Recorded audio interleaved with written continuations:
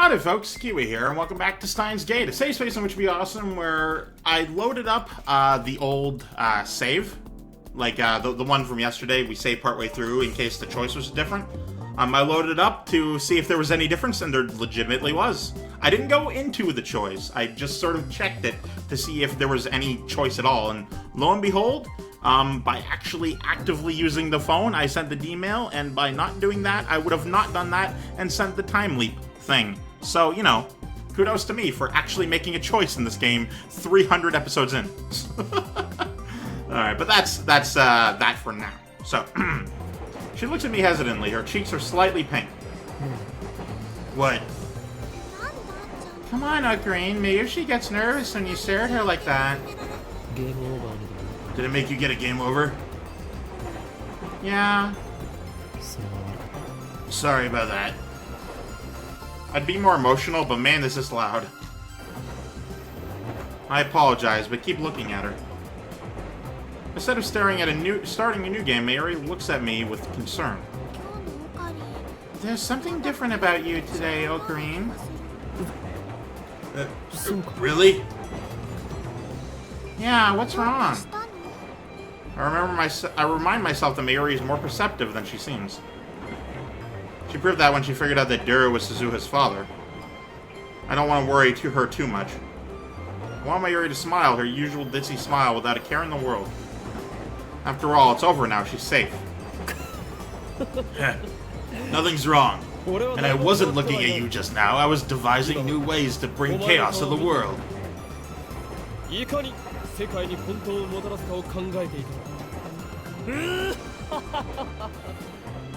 I was very subdued. Okay.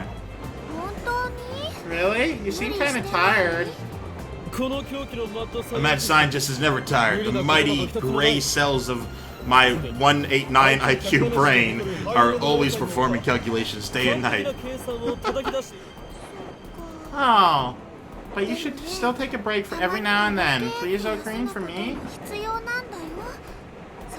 Having said that, Mary returns to her game. She seems unconcerned. I feel cold stares all around me, but I don't care at all.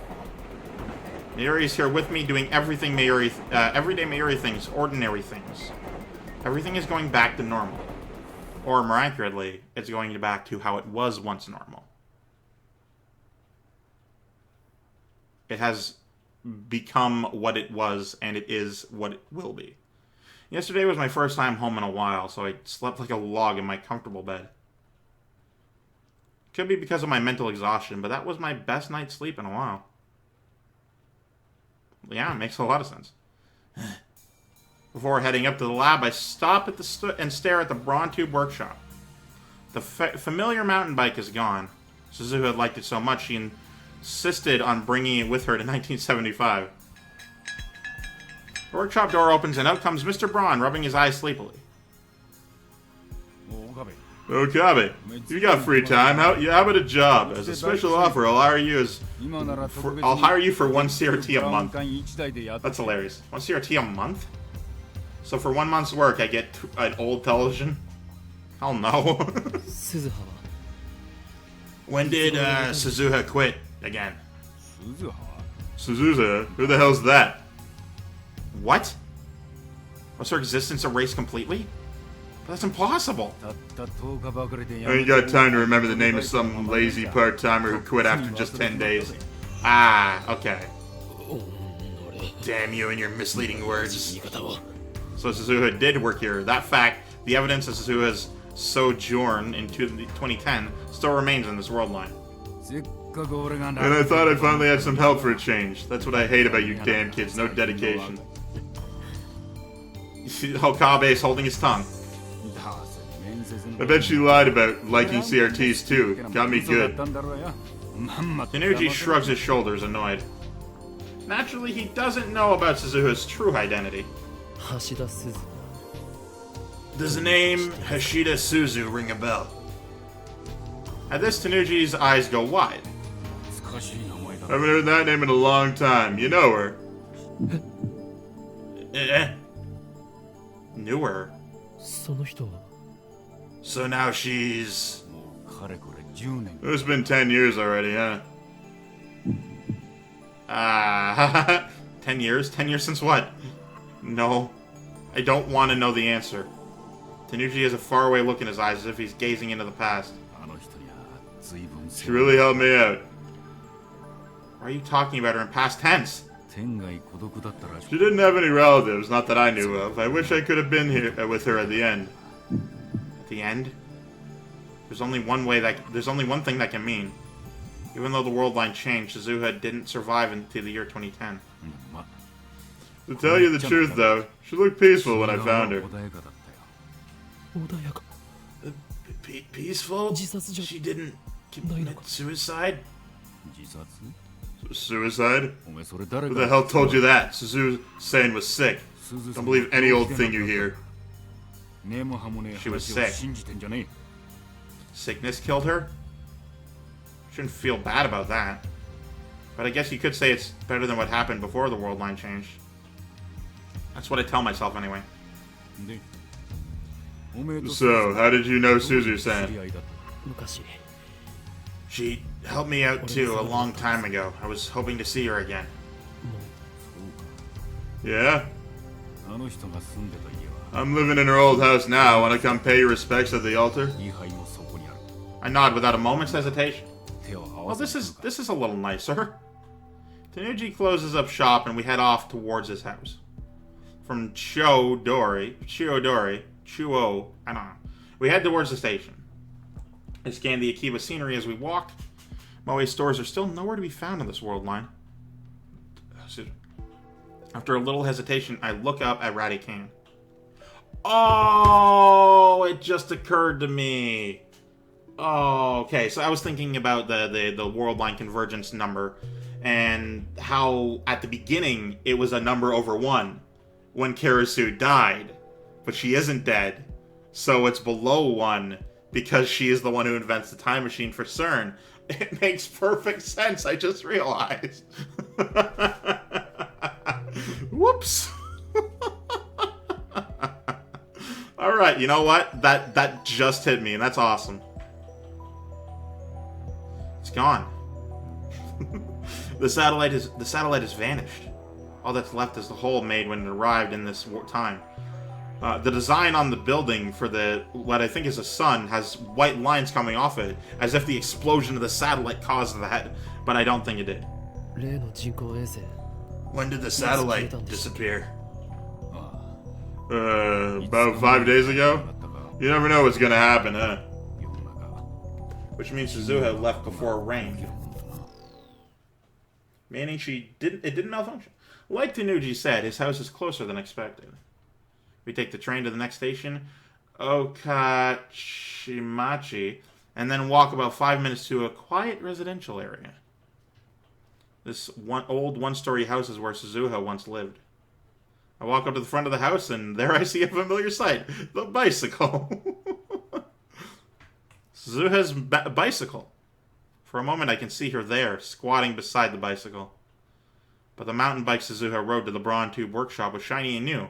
Now it's old and covered in rust. I feel like people in 1975 would question this bicycle. Like, not just his existence, of course, but like, just in general, the whole thing. Hang on, I gotta, hang on.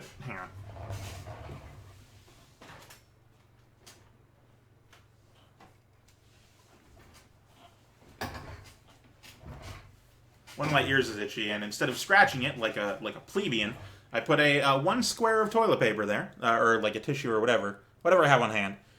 Just put one little piece of tissue paper there between my headphones and my ear, and suddenly it doesn't hurt as much. It's not so itchy.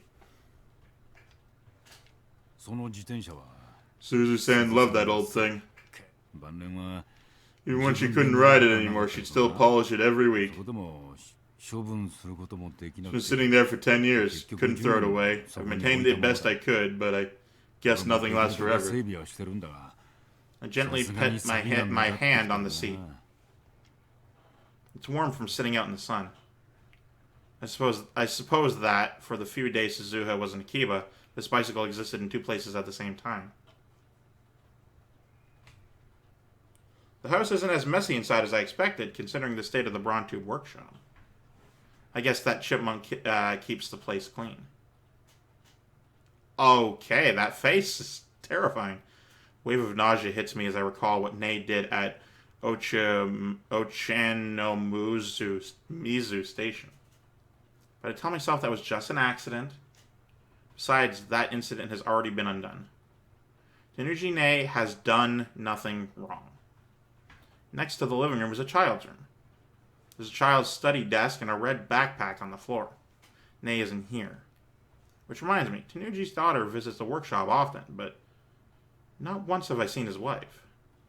He couldn't have married Suzuha, could he? I mean, she should have been a lot older than him when they met. But as they say, love knows no bounds. I wonder what really happened. I don't know how I'd feel if those two were married. I guess that'd be a really interesting one, because it would be very viable. It would be possible. That would make Daru Tenuji's father-in-law. Actually, that would be kind of interesting. I turn to the Buddhist altar and pay my respects to Suzuha. There's no picture of her, so there's no way to know what Hashida Suzu looked like at the age of 44. Make an offering of incense to her, then look around the house again. This is the house Suzuha lived in after leaving in 1975. When Suzu-san and I first met, we were neighbors. For some reason, Tenuji offers me a beer. I mean, sure. When I decline, he shakes his head and starts drinking it himself. He's like, whatever, man, your choice. I was born and raised in Europe, you know. Huh? Huh? Is that a joke? Got a problem? I'll have you know my English and French are perfect. Oh yeah? Say something. Say something in English. He really doesn't look like someone who lived abroad. Guess you can't judge a book by its cover. My parents died about 15 years ago. That's when I came back to Japan. Or I guess I should say I came to Japan for the first time. Suzu-san was living alone next door. She looked after me when I was nowhere else to turn. Alright, now's my chance. If I'm gonna ask, it's now or never. And you got married? Married? Suzu-san. You high? Oh man. I'm not saying I wish I was high. By the way, I only ever consume legal cannabis. I'm Canadian. But I'm not sure I wish. It would be an interesting experience. Not for or against, really. It's just sort of a thing you do. Whew. I knew she'd never marry a guy like him. She was a pretty stoic lady, didn't have much of a social life. But she treated me well. My house burned down about 1 year after I moved here. It was my smoking that caused the fire, so I deserved it, but still. After I had lost everything, she let me come live here with her. So Nei, being younger than 15, was born here. That's not all. The Ohiyama building, where the workshop's at, that was originally Suzu-san's property. Eh? She sold it to me for cheap. It's thanks to her the Braun Tube workshop exists. You could say she saved my life. Once I asked her why she treated me so well. It wasn't like we were related or anything. But she just smiled and said, in her way of hers, we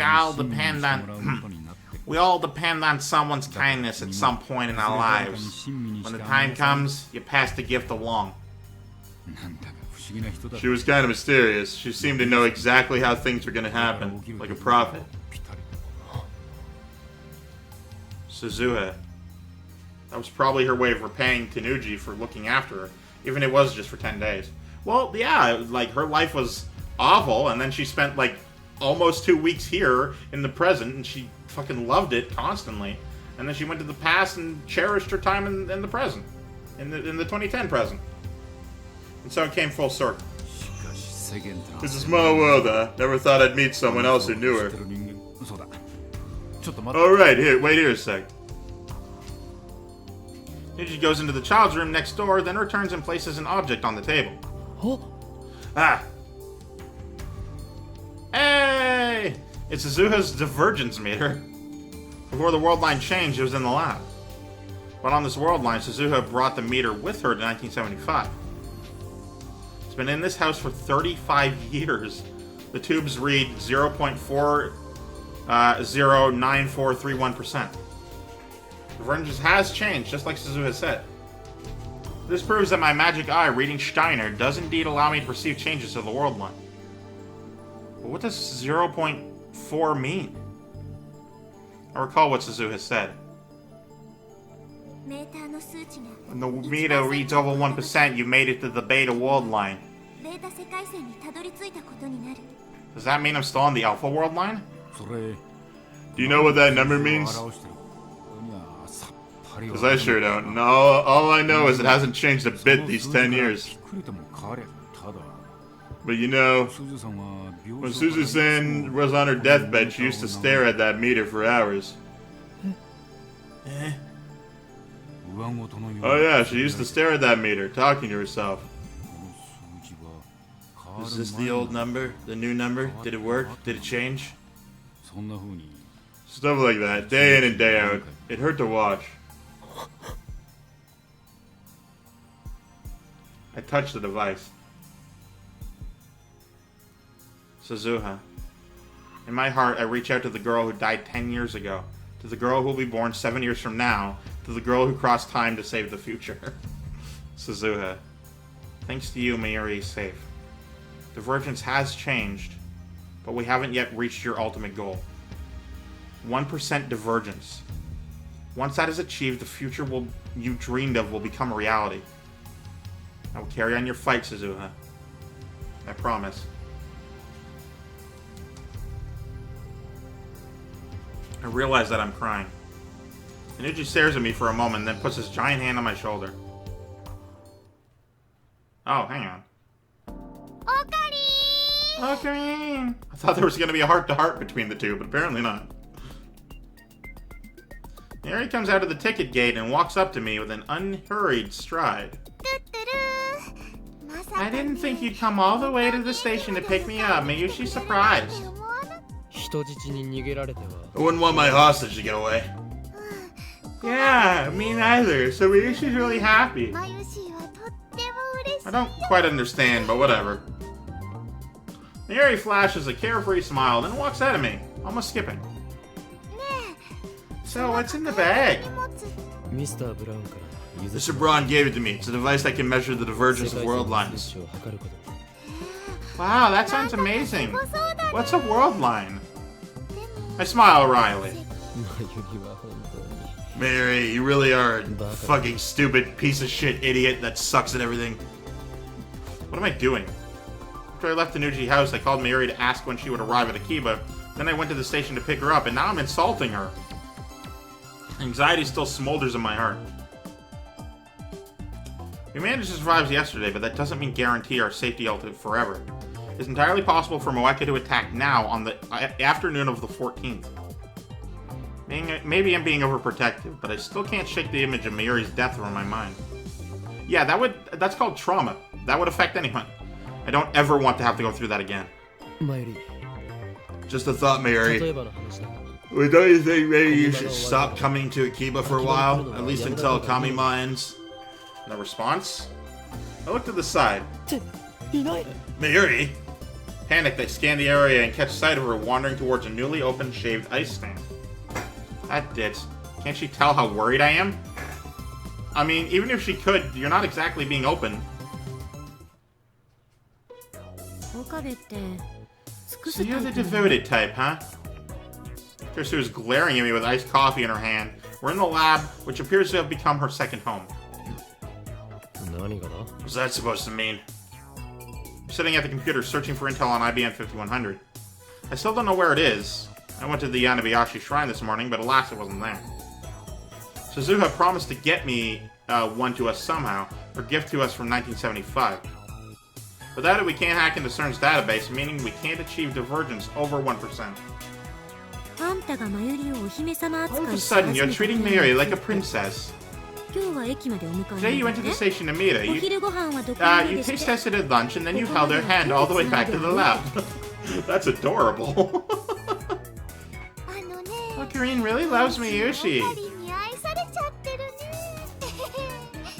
She had to tell Kirisu of all people. But that'll have to be it for this one. Thank you guys so much for watching. I, of course, am Keywii. You have a great tune yourself a delightful day. Goodbye!